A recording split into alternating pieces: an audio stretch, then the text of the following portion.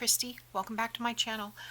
I am here with Roxy's weekly challenge number 36. This is fabric hinged tags, and she got this idea from Wendy at Wendy's Journal Adventure. I have seen Wendy do a top one. In fact, that was going to be my Saturday video and I didn't post it because I saw this one and I thought it was the video of that. So it's very similar. This is a double-sided tag with fabric hinge, and then you can attach it to a page for a flip out. The other one that I have seen Wendy do was where you put the fabric at the top and it becomes a double-sided tag that you can basically just hang over the top of the page, and that's fun too. So I may do a video on that. We'll see. I started with a 6x6 piece, and I was just going to show you how I did this. I cut this 3x6, this 3x6, and maybe it wasn't 6x6 because this was on the side. So maybe they must have been 6x8. Anyway, use up your 6x6. This would be great for that. So I just have 2 pockets to add to it. So I'm going to do 3 as I usually do. And I'm grabbing some glue pages here. I have this from my flower book. These are the front pages, have lots of words, and I'm just going to use that for in between the tags. And I'm going to use some glue stick. Let's see if I can do this without making too awful much of a mess. I want to ink these. I'm using the walnut stain oxide, and I just want to ink these just a little bit because they are very pale. I do not know which collection this is. It might be from the Ephemera collection. This is, I know it's Paper Studio cardstock, but I'm not sure which collection. So anyway, I'll go ahead and finish inking these and then I will be back. Do not need to do the back side because these will be double-sided tags.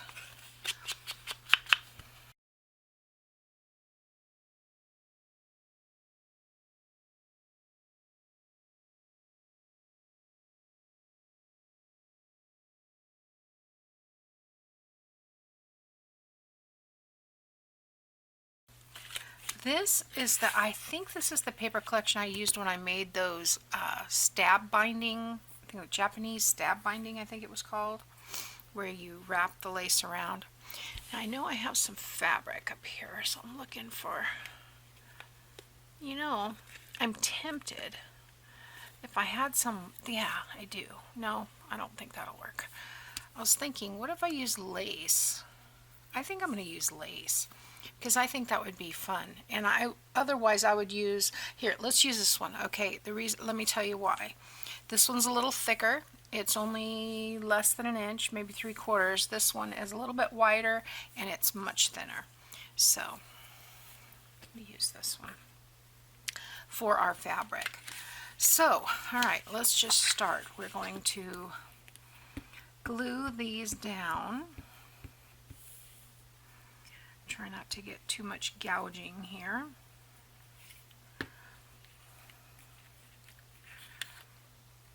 And I'm just going to set this right in the middle. I want lots of words around it. And then I'm going to trim it out with a little bit of an edge.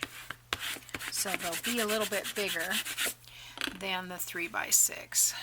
And I am going to cut this out.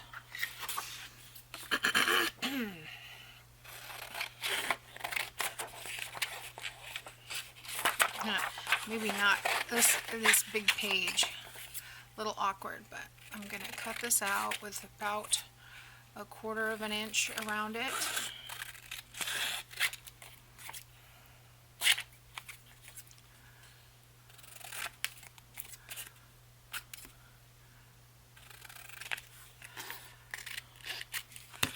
we go. And then I'm going to glue the other tag to the other side. So get some of these little pieces off. Okay. So now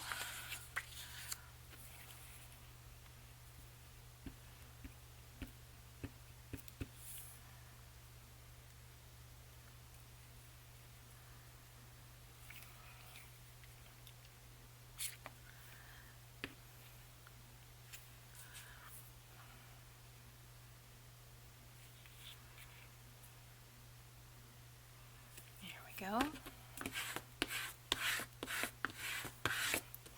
So we have it like this. Now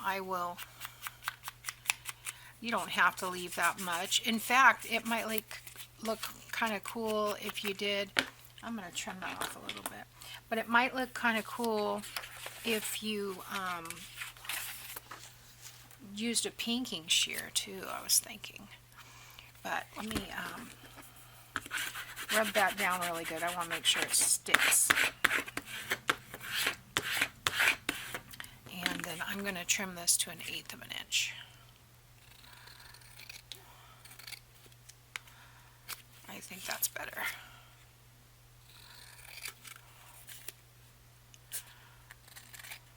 Yeah, much better.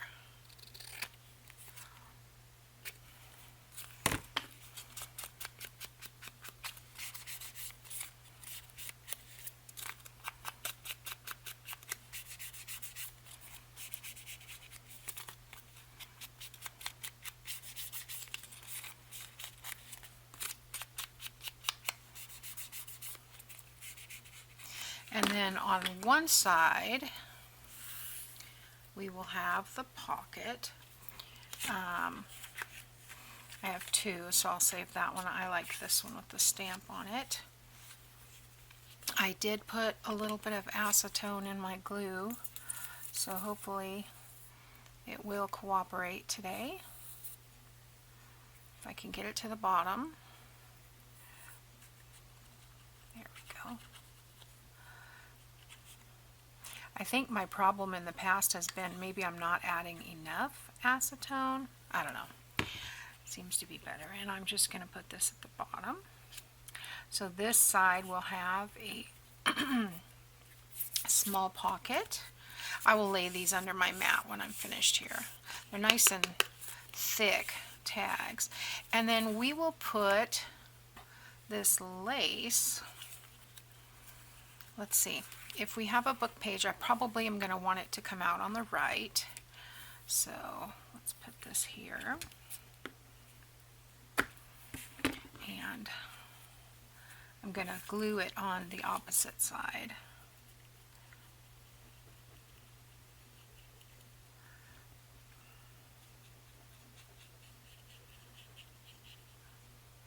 And I think I'm going to do about 1/2 inch, and I'm going to do this side here, more decorative side on the tag itself. Plenty of room for writing still.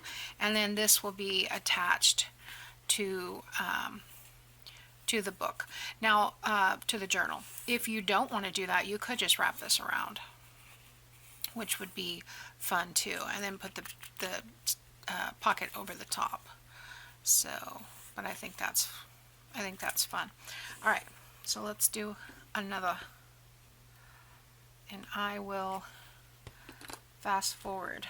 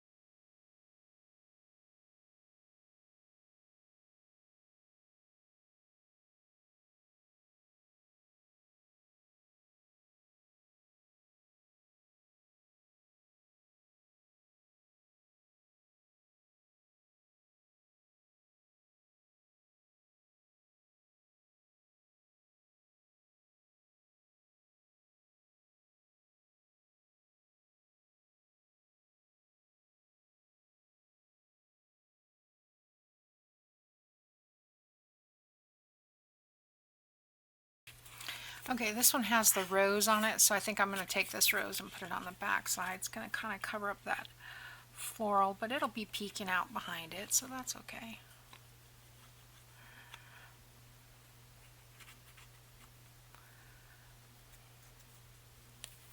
Okay.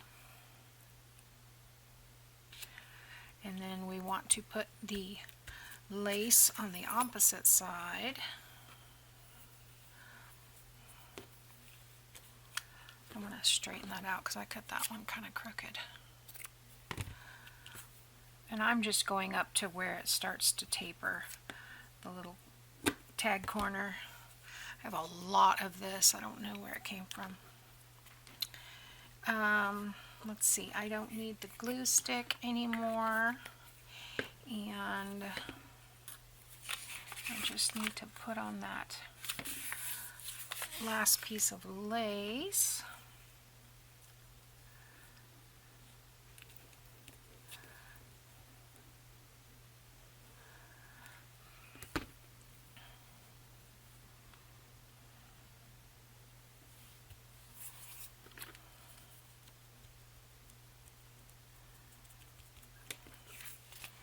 Okay, that's way off. Let's get that fixed. There we go. Want it mostly straight, doesn't have to be perfect, but alright. So, let me get the lid on my glue and we'll talk about how to use these. Got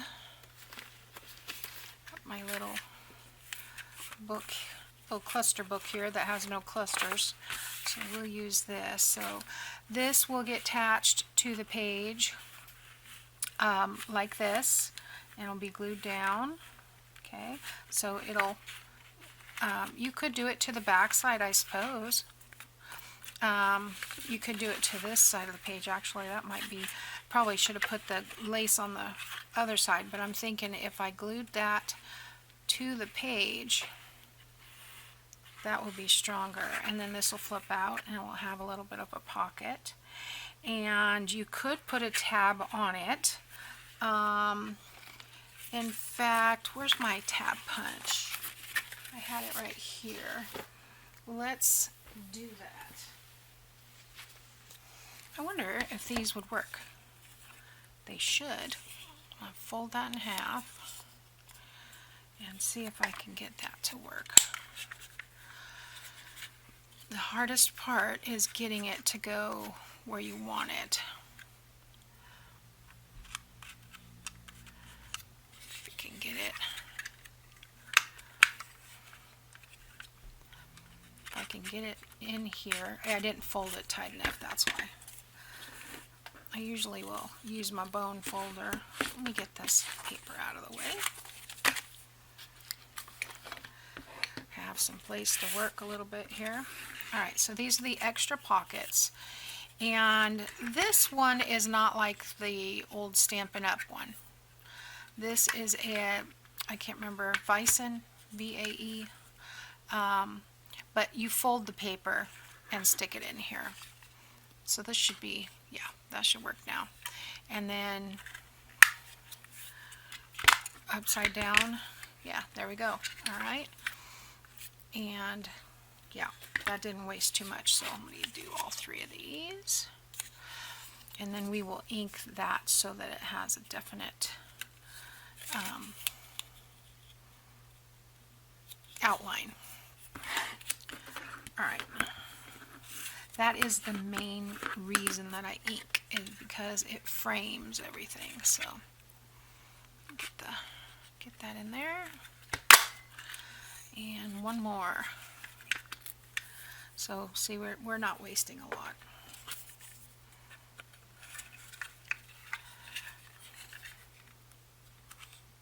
There we go. Okay. Now, okay. So back to the ink.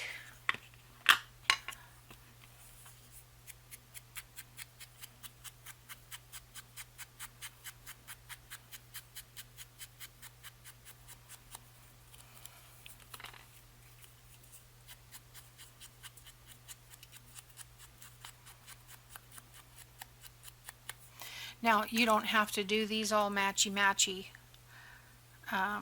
like I am. You know, you could mix and match. I could have put, you know, mixed up the colors and put, because this whole pack coordinates, I could have just changed them all. And they would have had 3 different pieces of paper, a different tag, a different pocket, whatever. Do it however you like. Or mix, match, and use all scrap. Totally up to you. I just happened to see this cardstock in my little container that I keep all my scraps in, and I thought, hey, I like that one. Okay, so if we're going to attach this to the page this way, then I'm going to want the tag to be on this side. And I'm just going to go just like that.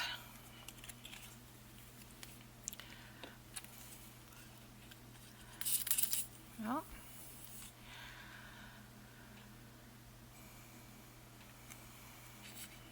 made the mistake of standing it up.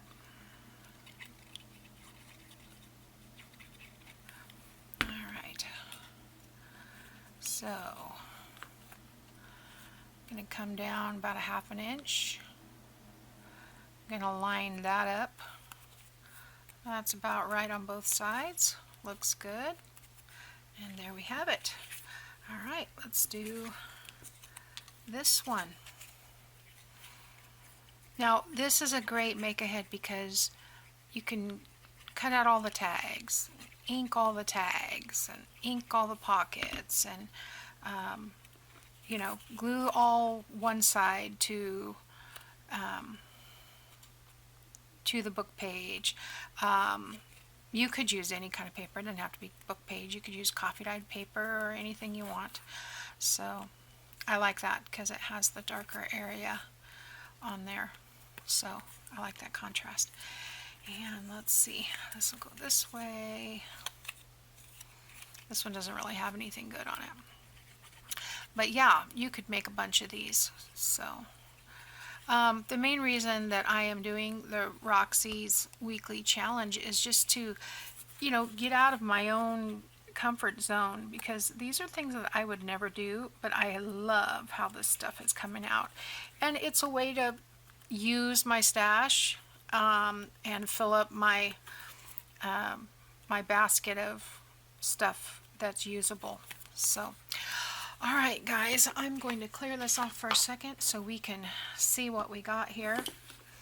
And I love this one with the rose and the wood grain. It's one of my favorites. And this one is kind of postal, and then this one has the polka dots. So I hope you guys can see that well enough. Sometimes I notice on my camera, for some reason, the colors get really washed out. This one is very pale to begin with, so I apologize if it's not coming through. But that is Rachel's Roxy's Weekly Challenge by Rachel for number 36, Hinged Tags.